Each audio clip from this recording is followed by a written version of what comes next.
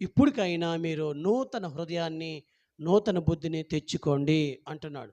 ఒకవేళ తెచ్చుకోకపోతే ఏం జరుగుతుందో ఒకసారి చూడండి. రోమాకు రాసినటువంటి పత్రికలో దేవుడు చెప్తున్నాడు, ఎందుకు తెచ్చుకోవాలి అంటే,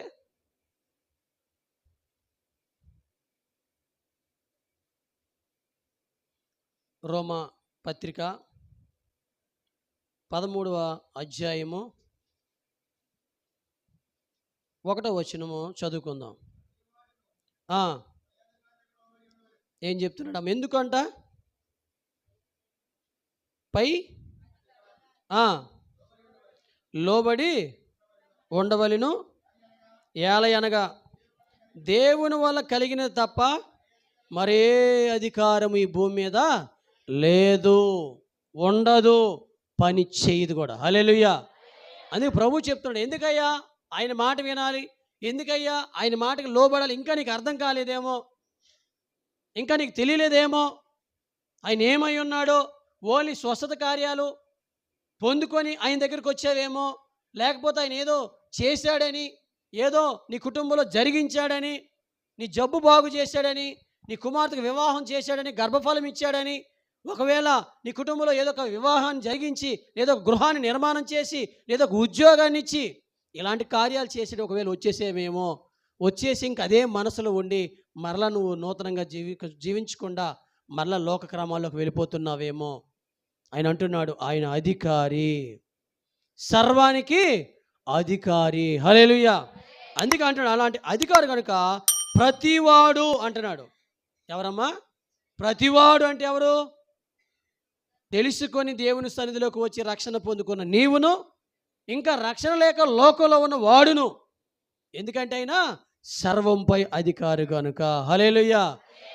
అందరూ కూడా అందుకే చెప్తున్నాడు క్లియర్గా, ప్రతివాడు పై అధికారులకు అన్నాడు. అధికారులు అంటే ఎవరు?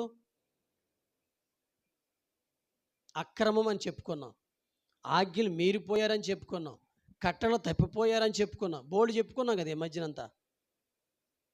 అందుకే అంటున్నాడు పై అధికారులకు అంటే నీ పైన పని చేయిస్తున్న, నీకు పని ఇచ్చిన అధికారి. ఎవరమ్మా? నీకు అర్థం అవ్వలేదా? చెరుపులకి వెళ్తున్నారా? మీ పైన ఎవరున్నారు? ఎవరున్నారు? దేవుడా? మేట్లు ఉన్నారు. మేటు మాట వింటున్నారు మీరు? మాత్రం వేస్తావా ఇవా?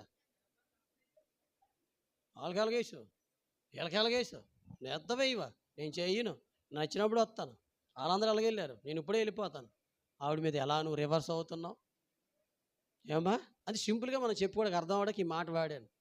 ఇలా చూసుకుంటే ప్రతివారు కూడా, ఒక వ్యాపారస్తుడు కానీ, చేతి పని చేసేవాడు కానీ, ఉద్యోగస్తుడు కానీ, ఏదైనప్పుడు కూడా నీకు పనినిచ్చినటువంటి నీ పైన అధికారి.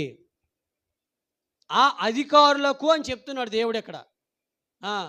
గవర్నమెంట్ ఉద్యోగస్తుడు అయితే భయపడతావు, మామూలుగా ఏదో రోజు కూలి చేసిన ఏ కదా బోల్డ్ మంది ఇక్కడ ఉంది పని, వాళ్ళకి ఎంతమంది దగ్గరికి వెళ్తావు నువ్వు? ఏమా ఈరోజు ఈ కోట్లో చేస్తే ఇంకో ఆ కోట్లో చేస్తావు, ఈ ఊర్లో చేస్తే ఇంకో రోజు ఆ ఊర్లో చేస్తావు. ఆ తరుముకుంటూ పోతా నిన్ను, చివరికి నీకు ఏమీ ఉండదు, ఆకలి మిగులుతుంది, నీకు శ్రమే అప్పుడు తిట్టుకుంటావు నువ్వు. అప్పుడు తెలుసుకుని నీకు ఉపయోగం లేదు. చాలామంది చూడండి, రోజుకు ఒక దగ్గర పని చేస్తారు, చివరికి ఏ పని లేకుండా ఇంటికాడ ఉంటారు. ఓర్చుకోవాలి, సహించుకోవాలి.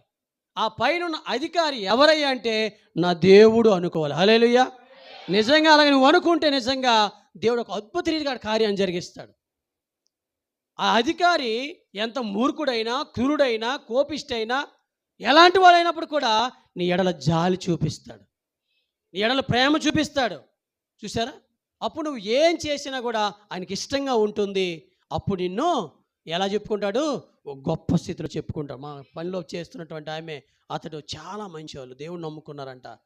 అస్సలు ఏమాత్రం కూడా నష్టలకుండా యథార్థంగా నమ్మకంగా కుట్టంతా ఆవిడకి అప్పచెప్పేసిన, వ్యాపారం అంతా అప్పచెప్పేసిన, నేను లేకపోయినా కూడా పని జరిగించుకుంటూ వెళ్ళిపోయి, నేను లేకపోతే బాగా పని చేస్తారు అన్న మంచి నమ్మకత్వాన్ని నువ్వు ఎప్పుడైతే సంపాదించుకున్నావో దేవుని యొద్ద నుండి నీకు ఆశీర్వాదం వస్తుంది. అప్పుడు వస్తుంది అది. చూసారా? అందుకే పై అధికారులకు అని చెప్పాడు. కొన్ని మాటలు మీకు చెప్పాను అందుకే అర్థం అవడానికి. ఇలా చూసుకుంటూ పోతే ఎన్నిసార్లు మనం తిరుగుబాటు చేసాం చూడండి. ఎవరి మీద తిరుగుబాటు చేసావంటే నీకు పనిచ్చినటువంటి ఈ లోకంలో ఉన్నటువంటి ఆలు కాదు, కానీ నీ పైనున్న అధికారిపై నువ్వు తిరుగుబాటు చేశావు. ఆయన మాటని అతిక్రమించావు. అందుకే మీ అక్రమ క్రియలన్నిటినీ అన్నాడు. అందుకే వాటిని బట్టి మీకు శిక్ష రాకుండా చూసుకోండి. అందుకే మీకు శిక్ష వస్తుంది. ఎందుకంటే నీ పైన అధికారం నువ్వు లోబడట్లే. ఆయన సొడుక్కుంటావు, సాడీలు చెప్తావు, నీ పక్క ఆమెతో చెప్తావు. వాడు ఉన్నాడే మామూలుడు కాదు, వాళ్ళకొకలకి వీళ్ళకొకలా చేద్దాం. నేనంతా అసలు పడదాడికి నా ముఖమే కెట్టదు. నీ ముఖంలో ఏముంది? రాక్షస ముఖం ఉందా? వాళ్ళ ముఖంలో దేవత ముఖం ఉందా? నువ్వే దేవతవి, నువ్వే దేవుని కుమారుడు, దేవుని కుమార్తె. నువ్వు నీ ముఖం చూసే వాళ్ళు ఆనందించాలి, సంతోషించాలి. కారణం నువ్వు అతిక్రమిస్తున్నావు కనుక. నీలో ఇప్పుడు ఎవరున్నారు? సాతాను, దుష్టుడు ఉన్నాడు. నీ దుష్టు హృదయంలో నుంచి మంచి స్వభావం, మంచి మాటలు రావట్లే, మంచి ఆలోచన రావట్లేదు. నీ అధికారి మీద చాడీలు చెప్తున్నావు. నీ పైన ఉన్నటువంటి వారి మీద ఆ సాడీలు చెప్పడం వల్ల ఆటోమేటిక్ తెలియకుండానే అక్రమం వస్తుంది, నీకు శిక్ష వస్తుంది. అందుకు ఒకసారి ఆలోచించండి. నీ సహోదరి మీద అయినా, నీ సహోదరుడి మీద అయినా, నీ తల్లి మీద, నీ తండ్రి మీద అయినా, నీ సంఘంలో ఉన్నటువంటి సహోదరుల మీద, ఎవరి సేవకుల మీద, సేవకురాండ్రుల మీద అయినా, ఇతరుల గురించి కూడా మాట్లాడడానికి వీల్లేదు. అసలు ఆలోచన చేయడానికి కూడా నీకు ఛాన్స్ లేదు. ఇంకా ఏమి చేసినా కూడా నీ తండ్రి మీద, అధికారి మీద నువ్వు చేస్తున్నావు తిరుగుబాటు. జాగ్రత్త అని నువ్వు తెలుసుకున్నట్లయితే ప్రభు అంటున్నాడు, ఇప్పటికైనా మీరు నూతన హృదయము, నూతన బుద్ధిని తెచ్చుకోండి, మార్చుకోండి. మీ మనసులో మీ ఆలోచనలు మార్చుకోండి. ఎన్ని మార్లు చెప్తున్నాను, అయినా మీరు వినట్లేదు. ఎందుకు? మీరు శిక్షకు కారణం కాకుండా ఉండాలని ఎన్ని మాటలు మీకు చెప్తున్నాను. ప్రభు మనతో మాట్లాడు. అందుకే పై అధికారులకు లోబడి ఉండవలను. ఎలాగనగా దేవుని వల్ల కలిగినది తప్ప మరి ఏ అధికారములు లేదు.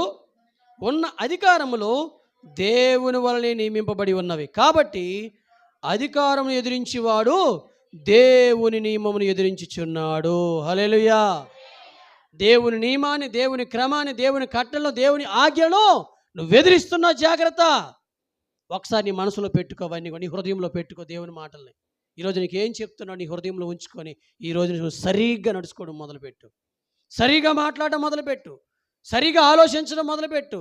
నీ మార్గాలు సరిగా నడుచుకోవడం నువ్వు మొదలుపెట్టినట్లయితే దేవుని ఉన్నతమైన స్థాయిలోకి నిన్ను, నీ కుటుంబాన్ని తీసుకొని వెళ్తాడు.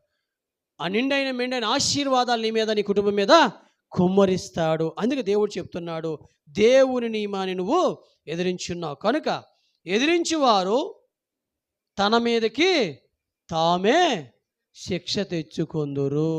చూడండి, ఎవరైతే ఎదిరిస్తున్నారో లేదా ఈ రోజుకి ఇంకా అదే ప్రకారంగా జీవిస్తారో, అలా జీవించాలనుకుంటారు, ఈ రోజు విడిచిపెట్టకుండా, నూతన హృదయాన్ని తెచ్చుకోకుండా, నూతన బుద్ధి తెచ్చుకోకుండా, ఇంకా నేను అలాగే ఉంటాను, ఇలాగే ఉంటాను, ఆడి సంగతి తేల్చేస్తాను, నా సంగతి ఇంక పూర్తి తెలియదు ఆడికి, నేను లేకపోతే ఏటో వద్దో, ఆడు మూసేసుకోవలసిందే, వాడు ఆపేసుకోవలసిందే అని అన్నారు అనుకో, నువ్వు కావచ్చు నీ తాత లాంటి 100 మంది తీసుకొస్తాడు దేవుడు ఆడికి.